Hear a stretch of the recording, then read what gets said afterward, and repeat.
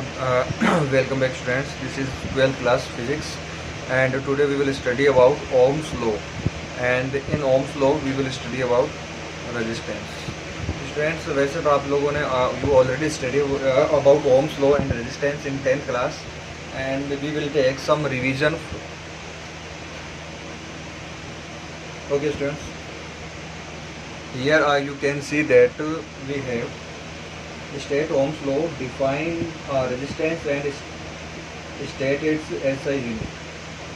On the basis of his experimental observation, a German physicist, Georg Siemens Ohm, derived a relationship between electric current and potential difference in 1828. यानी 1828 में एक scientist था and his name was George Simon Ohm, और उसने सबसे पहले ना relationship बताया था किसके बीच में, करंट एंड पोटेंशियल डिफरेंस के बीच में। तो वो ना जो बताया था वो आपका बताया था इसके बीच में एक्सपेरिमेंट करके। This relationship is known as Ohm's law and can be stated as follows: the current flowing through a conductor is directly proportional to the potential difference applied across its ends provided the temperature and other physical conditions remain unchanged. यानी कि अगर अपने पास suppose करो कोई conductor है, तो उस conductor के अंदर जो पोटेंशियल डिफरेंस जो है ना, वो करंट जो फ्लो हो रहा है उस करंट के क्या होता है, डायरेक्टली प्रोपोर्शनल होता है। यानी अगर आप करंट इंक्रीज करोगे तो पोटेंशियल भी आपका क्या हो जाएगा, इंक्रीज होगा। या फिर आप इसको ऐसे समझ लो, अगर आप पोटेंशियल इंक्रीज करोगे तो करंट भी क्या होता है, आपका इंक्रीज होता है। Provided the temperature and other physical conditions remain unchanged. यानी ये जो कंडीशन है ना, टेम्परेचर और अदर वो फिजिकल कंडीशंस, वेदर वगैरह, वो आपका चेंज नहीं होना चाहिए। In that condition potential always भी directly proportional to the current. यानी जैसे जैसे आप करंट को इंक्रीज करोगे आपका पोटेंशियल भी क्या होता जाएगा, इंक्रीज होता जाएगा। तो स्टूडेंट्स ये आ जाएगा आपके पास, potential difference is directly proportional to current. तो यानी V is directly proportional to I and V is equal to R है। R क्या है यहाँ पे, proportionality constant R is called the resistance of that conductor. The proportionality constant R is called the resistance of the conductor. Its value is independent of V and I but depends on the nature of the conductor and its length and area of cross section and physical conditions like temperature etc. ये जो R है ना, R जो resistance है, ये आपका I पे depend नहीं करता है। आप है ना I को कम ज़्यादा करके आप R को कम ज़्यादा नहीं कर सकते। अब यहाँ आप लोग सोच रहे होंगे कई बच्चे कि R का फॉर्मूला सर अपन V/I लिख देते हैं, I को इंक्रीज़ करेंगे तो R को क्या हो जाना चाहिए, डिक्रीज़ हो जाना चाहिए। लेकिन स्टूडेंट्स रियलिटी में ऐसा नहीं होता है। आप में से कुछ सोच रहे होंगे कि सर फॉर्मूले के अकॉर्डिंग तो ऐसा होना चाहिए। नहीं बच्चों, किसी भी कोई भी कंडक्टर हो उसका जो रेजिस्टेंस है वो आपका फिक्स रहता है, कांस्टेंट रहता है। आपको मैंने एक 10 सेंटीमीटर कॉपर का वायर दे दिया और सपोज दैट उसका रेजिस्टेंस 1 ओम है, तो आप है ना वोल्टेज या करंट को कम ज़्यादा कितना ही कर दो भले, उसका रेजिस्टेंस जो है ना वो आपका चेंज नहीं होगा, दैट विल नेवर चेंज। तो स्टूडेंट्स वो जो रेजिस्टेंस है ना वो आपका चेंज नहीं होगा, इस बात का ध्यान रखना। तो होगा ये, जैसे कि मान लो किसी कंडीशन में मान लो वोल्टेज है वो आपका 4 वोल्ट है और करंट उस टाइम है 2, तो 4 में 2 का डिवाइड करोगे तो रेजिस्टेंस कितना हो जाएगा, 2 ओम हो जाएगा। अब आपने ना करंट को 2 से इंक्रीज़ करके क्या कर दिया, 3 कर दिया। तो जैसे आप करंट को इंक्रीज़ करोगे तो आपका वोल्टेज भी क्या होगा, इंक्रीज़, और वोल्टेज क्या हो जाएगा, ऑटोमेटिक 6 हो जाएगा। तो 6 में 3 का डिवाइड करोगे तो क्या आएगा, अगेन 2। तो पहले भी रेजिस्टेंस 2 था और इन दैट कंडीशन रेजिस्टेंस क्या रहेगा, 2 रहेगा। तो करंट को इंक्रीज़ या डिक्रीज़ करने पर R जो है वो आपका चेंज नहीं होगा, इस बात का सारे बच्चे ध्यान रखेंगे। तो इस तरीके का 1 नंबर में क्वेश्चन में पूछा भी जा सकता है कि R है ना, बोलो वोल्टेज ये जो रेजिस्टेंस है I पर डिपेंड करता है या नहीं करता है। बच्चे तो फॉर्मूला देके डायरेक्ट बोल देंगे हाँ सर डिपेंड कर रहा है ना, देखो ये रहा इन्वर्सली प्रोपोर्शनल है, ऐसा नहीं। ओके, तो फिर डिपेंड किस पे करता है रेजिस्टेंस, एक तो लेंथ पे डिपेंड करता है। अगर ना वायर की अगर लेंथ ज़्यादा है तो उसका रेजिस्टेंस भी क्या हो जाएगा, ज़्यादा हो जाएगा। एक एरिया ऑफ क्रॉस सेक्शन पे, अगर एरिया ऑफ क्रॉस सेक्शन ज़्यादा है तो रेजिस्टेंस कम होता है, ये एरिया ऑफ क्रॉस सेक्शन के इन्वर्सली प्रोपोर्शनल होता है, ये आगे आएगा। तो and physical conditions like temperature पे भी डिपेंड करता है और इस तरीके से डिपेंड करता है। तो ये चीज़ें ना अपन आगे और इनको डीपली स्टडी करें। अब बात करते हैं अपन आगे की। तो ईयर वी अपॉन आई क्या आ जाएगा, आर आ जाएगा। लेकिन जब आप इसका ग्राफ ड्रॉ करोगे तो डायरेक्टली प्रोपोर्शनल है ना v equal to I R, तो इसका ग्राफ है ना इस तरीके से एक स्ट्रेट लाइन मिलेगा। तो ये अपन है ना इसका एक एक्सपेरिमेंट भी है, वो अपन लैब में करेंगे। अगर आपके पास इधर वोल्टेज है और इधर आपके पास करंट है, तो इन दोनों का जो ग्राफ है वो अपने पास एक स्ट्रेट लाइन ग्राफ आएगा। तो इस ग्राफ का ध्यान रखना बच्चों। The graph between the potential difference v applied across a conductor to the current I flowing through it is a straight line. Graph जो है वो अपना क्या मिलता है स्टूडेंट्स, स्ट्रेट लाइन मिलता है। चलो रेजिस्टेंस की डेफिनेशन के बारे में पढ़ लेते हैं। Now we will talk about resistance. The resistance of a conductor is the property by virtue of which it opposes the flow of charge through it. यानी कि जो रेजिस्टेंस है स्टूडेंट्स, वो क्या होती है, कंडक्टर की एक प्रॉपर्टी होती है जिसकी वजह से वो चार्ज के फ्लो को क्या करता है, रोकता है। The more the resistance the less is the current I for a given potential difference. देखो R की वैल्यू क्या होती है, V इक्वल टू आई होती है। अगर है ना किसी का रेजिस्टेंस ज़्यादा है तो उसमें से करंट क्या होगा, कम फ्लो होगा, क्योंकि रेजिस्टेंस और I क्या एक दूसरे के इन्वर्सली प्रोपोर्शनल। अब यहाँ कुछ बच्चों को फिर से दिमाग में आ गया सर R डिपेंड कर रहा है I पे। ऐसा नहीं, एक ही कंडक्टर की बात नहीं कर रहा हूँ। मान लो मैं दो कंडक्टर की बात कर रहा हूँ, एक में 5 ओम है रेजिस्टेंस है, दूसरे का रेजिस्टेंस है 10 ओम। इस केस में बता रहा हूँ मैं तो कि ना 5 ओम वाला है उसमें करंट आपकी ज़्यादा फ्लो होगी और 10 ओम वाले में जो करंट है आपकी कम फ्लो होगी। करंट को ये क्या करेगा, अपोज करेगा। जितना ज़्यादा रेजिस्टेंस होगा उतना ही ज़्यादा वो चार्ज के फ्लो को रोकेगा। इसका मतलब ये है कि जिसमें जितना ज़्यादा रेजिस्टेंस है वो चार्ज के फ्लो को उतना ही ज़्यादा रोकने की कोशिश करता है। तो ये जो है ना, ये चीज़ आप लोग ध्यान में रखना। आपको ना एग्ज़ाम में पूछ ले कि एक रेजिस्टेंस है, रजिस्टर है, उसका एक का ज़्यादा है और एक का कम है, बोलो करंट कौन से वाले में ज़्यादा होगा कौन से वाले में कम होगा। तो आपको क्या आंसर देना है वो आपको अब पता चल गया होगा। Now students, as a unit of resistance, if the potential difference V is 1 volt and current is I is 1 ampere, then the resistance R is 1 ohm. देखो R equal to V upon I होता है। अगर ये दोनों 1 है, अगर voltage भी 1 है, वोल्ट है और एम्पियर भी 1 है, तो उसका जो रेजिस्टेंस है वो अपन क्या मान लेंगे, 1 ओम मान लेंगे।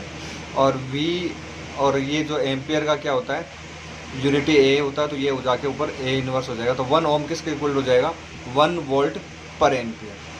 Thus the resistance of a conductor is said to be 1 ohm if a current of 1 ampere flows through it on applying a potential difference of 1 volt across its ends। यानी अपन है ना एक कंडक्टर लेंगे और उसके एंड्स पे अपन 1 volt का potential difference produce करेंगे। तो उसके अंदर अगर है ना जो करंट अगर आपका 1 एम्पियर फ्लो हो जाता है तो उसका रेजिस्टेंस कितना हो जाएगा, 1 ओम हो जाएगा।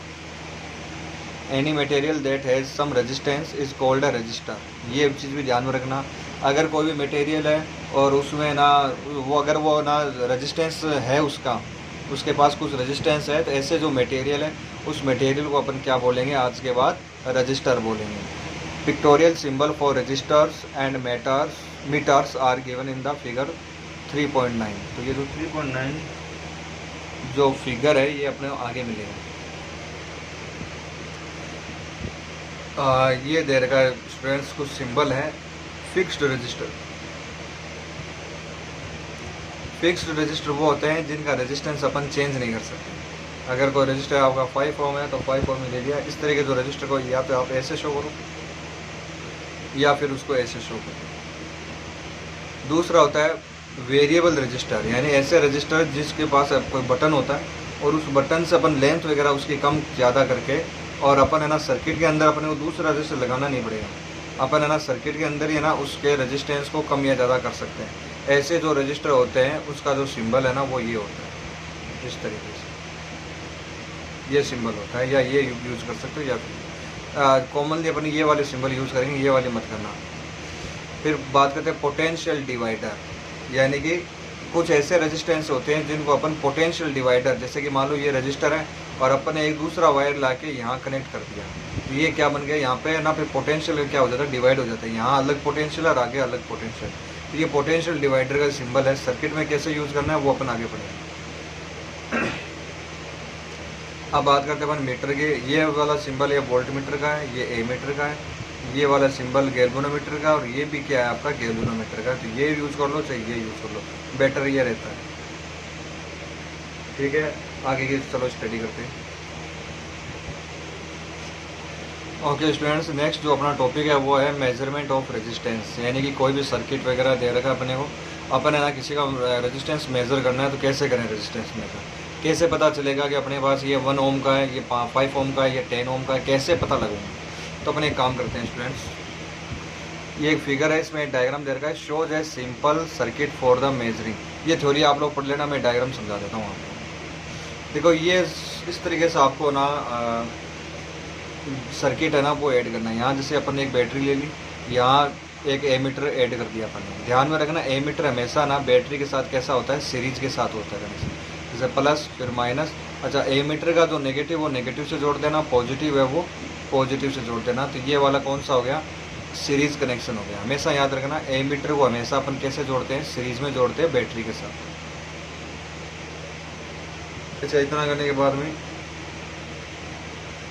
यहाँ से अपन इसको यहाँ पे जिसका अपने को रेजिस्टेंस फाइंड करना है, वो जो आर है ना वो अपन यहाँ ऐड कर देंगे। और इसके पैरेलल में अपन ने क्या ऐड कर देंगे, वोल्टमीटर ऐड कर देंगे।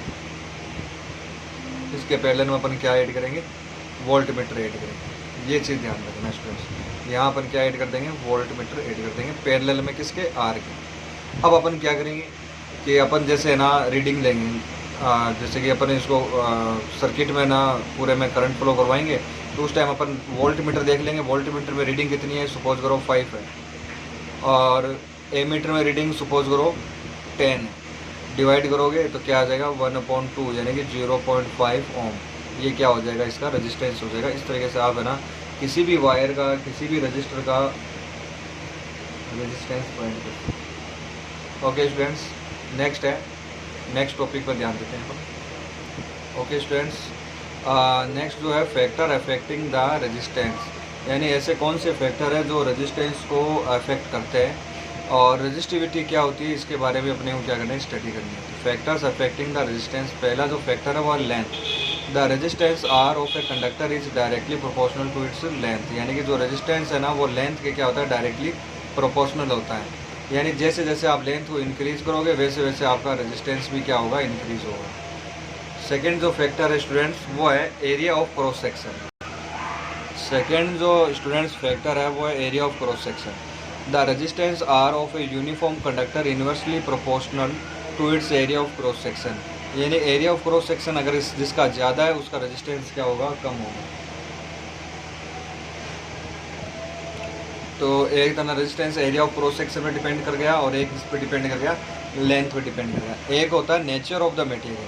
अब देखो अलग अलग नेचर के अगर मटेरियल लेंगे तो उनका रेजिस्टिविटी या रेजिस्टेंस जो है वो आपका अलग अलग मिलेगा। The resistance of a conductor also depends on the nature of its material. For example, the resistance of a nichrome wire is 60 times that of a copper wire of equal length and the area of cross section. Nichrome wire जैसे घरों के अंदर है ना, आप लोगों ने वो देखे होंगे हीटर जो है ना, हीटर के अंदर जो वायर लगा होता है ना, जो है ना हीट प्रोड्यूस करता है, जो चमकता है, उस वायर का रेजिस्टेंस है ना नॉर्मल जो अपने घरों में कॉपर वायर होता है ना, तांबे का जो वायर है, उससे 60 टाइम्स ज़्यादा होता है। इतना ज़्यादा हाई रेजिस्टेंस होता है उसका। तो ये चीज़ आप लोग ध्यान में रखना। तो स्टूडेंट्स ये 3 फैक्टर्स है, इन पे डिपेंड करता है। आप आगे की स्टडी करते हैं। ओके स्टूडेंट्स, नेक्स्ट है okay combining the above factors. देखो एल आ गया और ए आ गया, यानी कि जो रेजिस्टेंस है वो किस पे डिपेंड करता है, एल पे और ए पे डिपेंड करता है। तो आर इज इक्वल टू ये फैक्टर अगर अपन ये सिंबल हटाएंगे तो यहाँ पे दूसरा एक कांस्टेंट आता है जिसको अपन बोलते हैं rho L upon A. Rho is the constant of proportionality called resistivity. ये है ना रेजिस्टिविटी बोल दो इसको, या फिर स्पेसिफिक रेजिस्टेंस बोल दो इसको, of the material of the conductor. It depends on the nature of the material of the conductor, on the physical conditions like temperature वगैरह है, प्रेशर है, but it is independent of its size और shape. यानी कि conductor का size shape पर है ना रेजिस्टिविटी डिपेंड नहीं करती है। रेजिस्टिविटी किस पर डिपेंड करती है, टेम्परेचर कितना है, आउटसाइड टेम्परेचर कितना है, और मटेरियल कैसा लिया आपने, उस पर ये रेजिस्टिविटी डिपेंड करती है। अब बात करते हैं अपन रेजिस्टिविटी और स्पेसिफिक रेजिस्टेंस, इसको कैसे डिफाइन करना है वो अपन समझ लेते हैं। If in the above equation we take L is equal to 1, A is equal to 1, then R जो है ना वो किसके इक्वल हो जाएगा, रो के इक्वल हो जाएगा। इसका मतलब ये हुआ कि जो अपना रेजिस्टेंस है ना वही क्या होता है, रेजिस्टिविटी होता है। लेकिन है ना इसको रेजिस्टिविटी नाम क्यों दिया, फिर रेजिस्टेंस पड़ा रहने देते। बात ऐसी है कि मान लो अगर आपके पास सपोज करो एक वायर लिया मैंने 5 मीटर और इसका क्रॉस सेक्शन जो एरिया है सपोज करो 1 मीटर, ठीक है। इस वायर का जो क्या बोलते हैं इसको, रेजिस्टेंस है सपोज करो 10 ओम, ठीक है। 5 मीटर वायर का जिसका क्रॉस सेक्शन एरिया 1 मीटर है उसका जो रेजिस्टेंस है वो कितना है, 10 है। अगर आपको मैं पूछूं कि 1 मीटर लॉन्ग वायर का रेजिस्टेंस बताओ तो आप क्या करोगे, 10 डिवाइड बाई 5, ये कितना आ जाएगा, 2 ओम। तो ये जो अलग से अपन लेके आए ना यूनिट के लिए, क्रॉस सेक्शन एरिया भी यूनिट है और लेंथ भी क्या इसकी यूनिट है, उस टाइम इसका जो रेजिस्टेंस है ना उस रेजिस्टेंस को अपन ने अलग से एक नाम दिया, रेजिस्टिविटी या स्पेसिफिक रेजिस्टेंस। इसको अपन ने अलग से क्या नाम दिया, स्पेसिफिक रेजिस्टेंस या रेजिस्टिविटी। जो मतलब ना एरिया भी क्या हो आपका, एरिया भी आपका 1 स्क्वायर यूनिट हो और लेंथ भी क्या हो 1 यूनिट हो। तो इसको स्टूडेंट्स अपन बोलते हैं स्पेसिफिक रेजिस्टिविटी। ओके स्टूडेंट्स, अब अपन आगे की बात करते हैं, इसको पढ़ते हैं। देखो क्या लिखा है इसमें, द रेजिस्टेंस और स्पेसिफिक रेजिस्टेंस ऑफ मटेरियल में be defined as the resistance of a conductor of that material having unit length and unit area of cross section, or it is the resistance offered by unit cube of the material of a conductor। तो ये ना एक तरीके से resistivity आपका क्या है, resistance ही है, बस इसकी कंडीशन अलग है। इसकी कंडीशन क्या है, शर्त क्या है इसकी कि क्रॉस सेक्शन एरिया भी आपका यूनिट होना चाहिए और उसकी लेंथ भी क्या होनी चाहिए, यूनिट होनी चाहिए, 1 यूनिट होनी चाहिए। तो उस केस में जो रेजिस्टेंस ऑफर होता है वो जो रेजिस्टेंस है उसको अपन क्या बोलते हैं, स्पेसिफिक रेजिस्टेंस कह दो या रेजिस्टिविटी कह दो। ओके स्टूडेंट्स, अब बात करेंगे अपन SI unit of resistivity. We can write rho is equal to R A upon A. देखो अभी अपन ने ये प्रूफ किया था, प्रूफ क्या किया था यार, इसको अपन ने इस तरह लिखा था, R is equal to rho L upon A. अगर मैं आपको रो फाइंड करने के लिए कहूँ तो ए इधर चला जाएगा और एल का नीचे चला जाएगा, तो ये बन जाएगा rho equal to R A upon L.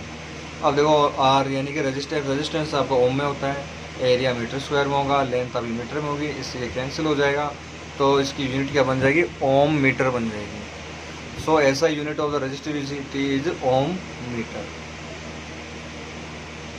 अब अपन थोड़ी आगे की बात करते हैं, करंट डेंसिटी और कंडक्टेंस एंड कंडक्टिविटी, ये सारी चीज़ें क्या होती है स्टूडेंट्स, इसके बारे में अपने को क्या करनी, स्टडी करनी है।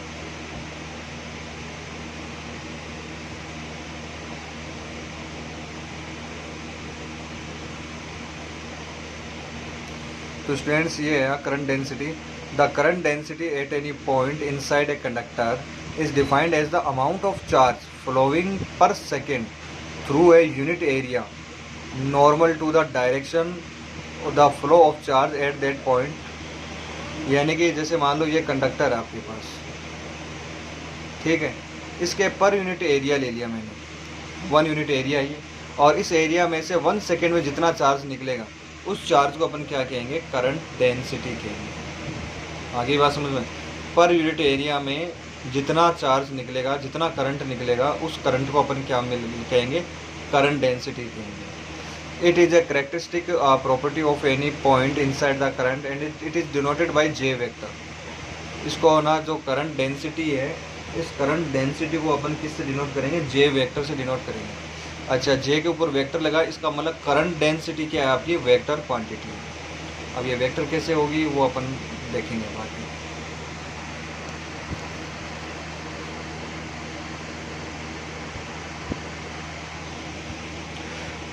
ओके स्टूडेंट्स, आपको ये दिख रहा है as shown in the figure, if the current I is flowing uniformly and normally through an area of the cross section A of conductor, then the magnitude of current density at any point it is given by J is equal to I upon A. J is equal to I upon A, यानी पर unit area में जितना current flow होगा उसको अपन क्या कहेंगे, current density कहेंगे। अब देखो आई क्या आपका करंट है, और करंट आपकी क्या है, स्केलर क्वांटिटी है। लेकिन एरिया तो बच्चों आपको पता है ना, एरिया क्या होता है, वेक्टर क्वांटिटी होती है।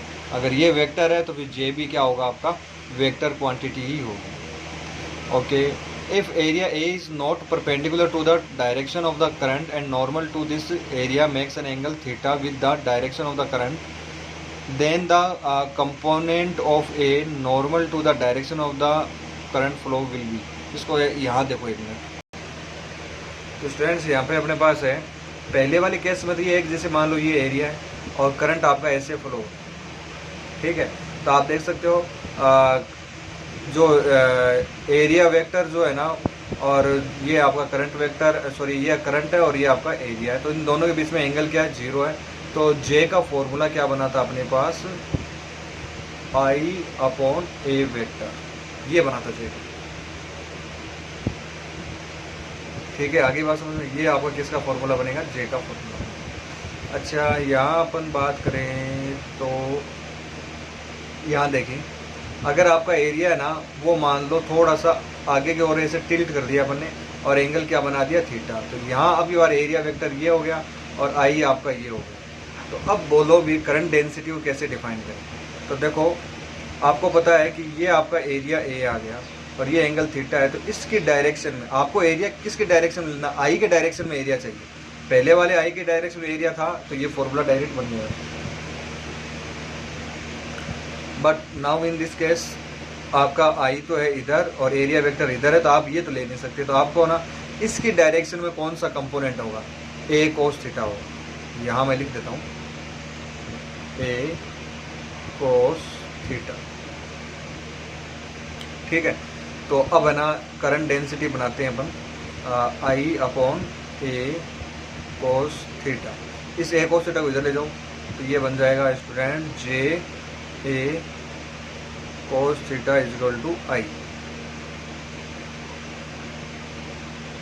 अब देखिए, जे वेक्टर क्वांटिटी है, A it is also vector quantity, और इन दोनों के बीच में एंगल कोस थीटा है। तो ये वाला फॉर्मूला बन गया ए बी कोस थीटा।